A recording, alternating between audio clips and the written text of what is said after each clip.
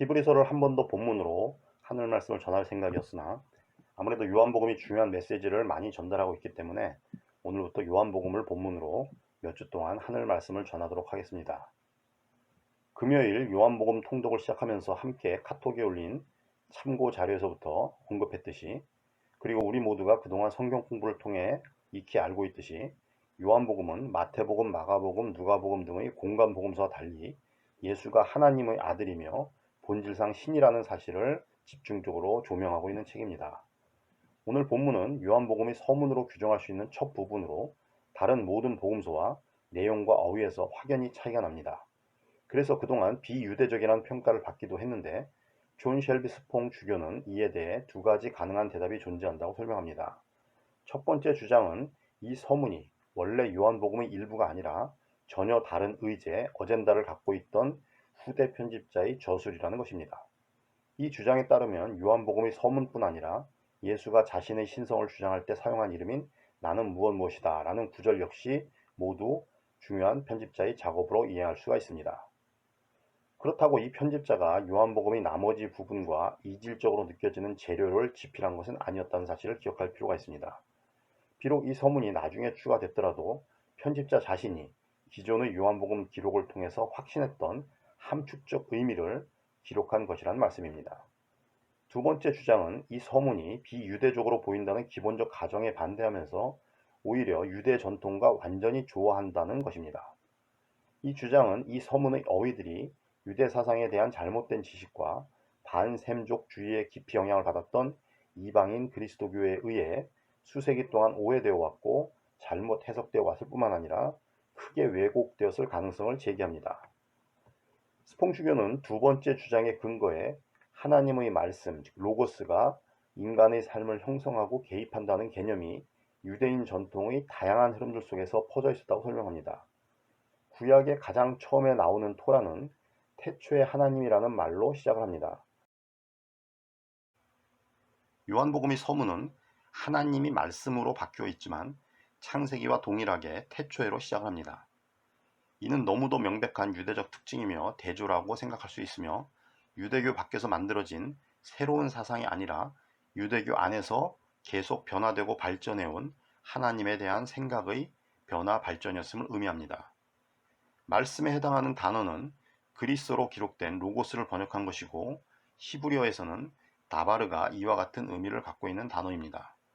히브리적 사고에서 다바르는 이 말씀이 세상을 형성할 능력을 가졌으며 하나님의 현존을 드러내고 사람들로 하여금 자기에 대한 의식을 높이도록 요청하며 의식을 고취하는 능력을 가졌음을 의미합니다.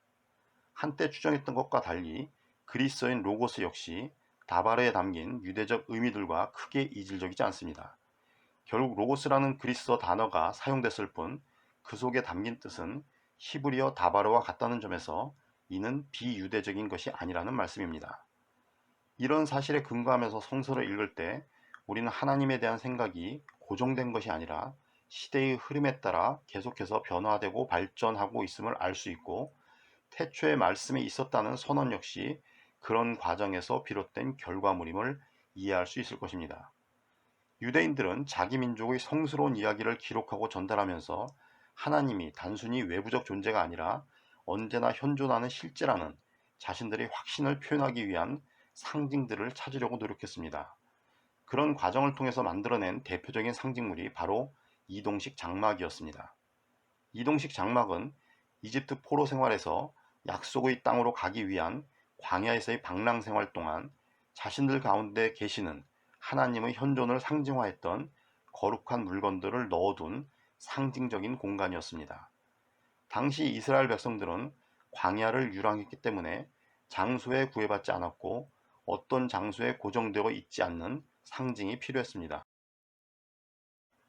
유대인들은 이 장막이 하늘 위에 있는 신성과 연결되어 있다고 생각했고, 모세가 시내산에서 하나님으로부터 직접 받았다는 십계명을 새긴 돌판을 언약궤에 담아 보관했습니다. 하나님의 임재를 상징하는 장막에 보관됐던 것이 바로 하나님의 말씀이었던 것입니다. 기원전 10세기 후반에 솔로몬이 성전을 완성했을 때 언약궤라고 부르기도 했던 장막과 율법의 상징인 두 돌판을 포함하는 그 내용물들은 커다란 축제와 함께 성전으로 옮겨졌습니다. 이는 하나님의 말씀이 정착 국가 안에서 영원히 자리 잡게 되었다는 것을 의미합니다. 솔로몬의 성전에는 모든 민족들이 들어올 수 있는 바깥들과 유대인들만 들어갈 수 있는 거룩한 장소, 그리고 하나님이 실제 거주하시는 곳으로 믿어 오직 대제사장만 들어갈 수 있었던 지성소라고 불리는 안쪽의 성소가 있었습니다. 그런데 그 지성소에 보관됐던 것이 바로 하나님의 말씀이었습니다. 이런 맥락에서 요한이 태초부터 존재했던 하나님의 속성을 말씀이라고 선언했던 이유를 조금이나마 이해하실 수 있을 것입니다. 그런데 그 말씀을 통해 드러나는 하나님의 속성은 고정불변하는 것이 아니었습니다. 이집트에 전염병을 보내고 6월절 밤에 모든 이집트 사람의 맏배를 죽이고 더 많은 암몬 사람을 죽일 수 있도록 태양이 멈추는 것을 허락하고 사무엘을 통해 사울 왕에게 아말렉을 대량 학살하라고 명령했던 부족신이었던 하나님은 말라기에서는 전 세계적인 보편적 하나님으로 이해됐고 복음서에서는 마침내 원수를 사랑하라 그리고 너희를 핍박하는 사람들을 위해 기도하라고 명령하는 하나님으로 이해되게 됩니다. 오늘 본문에 포함된 선언은 바로 이런 기나긴 과정을 통해 변화하고 발전한 하나님에 대한 생각의 반영입니다.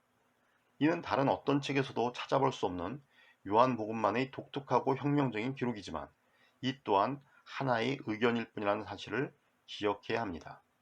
그럼에도 기독교의 교리에 중요한 역할을 담당했고 마치 고정불변의 진리처럼 받아들이게 되어 수많은 기독교인들이 사고를 지배하고 있는 것도 사실입니다.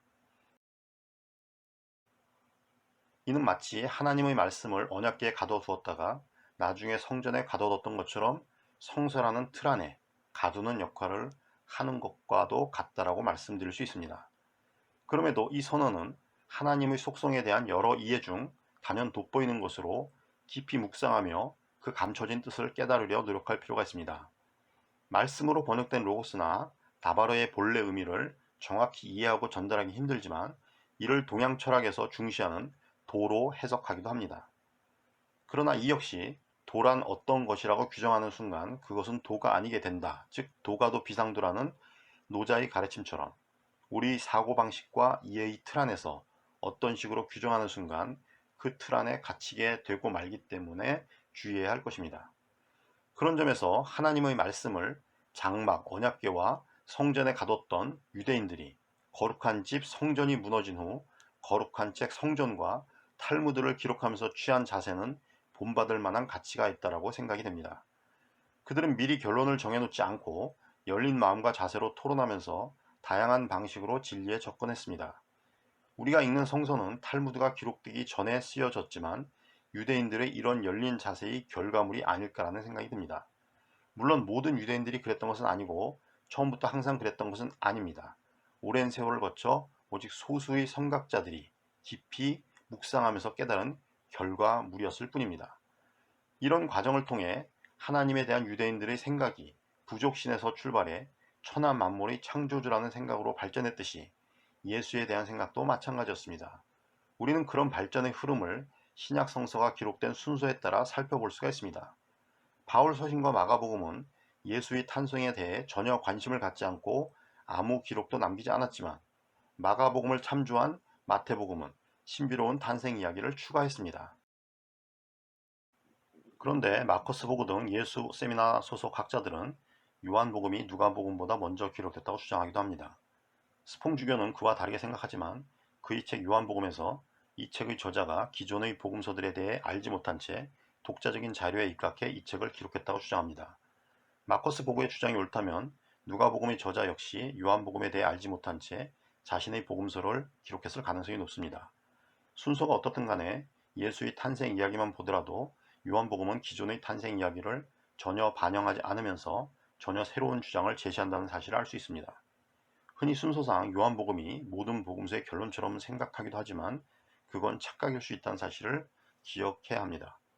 요한계시록이 신약 성서의 결론이 아니듯 요한복음 역시 복음서의 결론이 아니라는 말씀입니다. 그저 초대교회에서 예수의 가르침과 그의 존재에 대한 다양한 생각과 설명 방식 중 하나일 뿐이라는 말씀입니다. 우리에게 중요한 것은 어떤 결론이나 정답이 아니라 인간의 능력으로 이해할 수 없는 신비에 접근하는 다양한 방식의 소중함을 깨닫는 일입니다. 그런 점에서 각 복음서들은 각자의 역할을 수행하며 나름대로의 메시지를 전달하고 있는 셈이라고 말할 수 있을 것입니다. 요한복음의 내용, 특히 서문 역시 그런 방식으로 접근하고 이해하는 것이 타당하다고 여겨집니다. 초대교회는 이런 다양성들이 존재하는 가운데 각자의 영역에서 최선을 다해 최선의 결과물을 만들어냈던 것입니다. 그런 과정을 도외시한 채 최종적인 결과물을 어설프게 조합해서 만들어낸 것이 기독교 교리인데, 우리는 이제 그런 교리의 사슬에서 확실하게 벗어날 필요가 있습니다. 그래야 교리의 틀에 갇힌 복음의 참뜻을 깨달을 수 있을 것이기 때문입니다. 나중에 다루겠지만 요한복음은 하나님의 속성, 그리고 예배의 형식과 장소에 대해서도 혁명적인 주장을 제시합니다. 이런 획기적인 주장들이 공존했던 시대를 생각하며 우리는 어떤 틀이나 형식에 갇혀 본질을 파악하지 못하는 어리석음에서 벗어나야 할 것입니다. 예수를 유대인들만의 메시아가 아닌 인류의 구세주라고 믿게 했던 힘이 분명히 존재했습니다. 그 힘은 성령의 은사일 수도 있고 사랑의 구현일 수도 있습니다. 그런 힘에 의해 요한복음의 저자는 예수가 하나님의 아들을 넘어 하나님 자체라고 선언하기에 이뤘던 것입니다. 그런 믿음이 그를 모든 사람의 빛인 생명의 근원이라고 고백하게 만들었던 것입니다. 저는 이 고백의 타당성 여부보다 이런 고백이 나오게 만든 상황과 동력에 관심을 갖고 있습니다. 예수가 정말 하나님과 동격인 존재인지 아닌지는 여전히 논쟁의 대상이지만, 한 인간을 하나님과 동등하다고 고백하게 만든 힘이 분명하게 존재했고, 그 힘이 비겁하고 어리석었던 제자들의 변화를 가져왔던 것은 분명한 사실입니다. 그리고 교회는 그런 힘에 기반에 세워졌고 발전했습니다. 단순히 예수가 구세주이며 하나님의 아들 혹은 하나님이라는 주장만으로 세상을 변화시켰던 것이 아니었습니다. 그런 주장을 가능하게 만든 힘의 출처를 알고 깨달을 때 우리는 초대교회 구성원들이 경험했던 성령의 비밀을 공유할 수 있을 것이라고 믿습니다. 앞으로 몇 주 동안 요한복음을 본문으로 하늘 말씀을 나누면서 이런 비밀에 조금씩이나마 접근해 보려고 노력할 것입니다.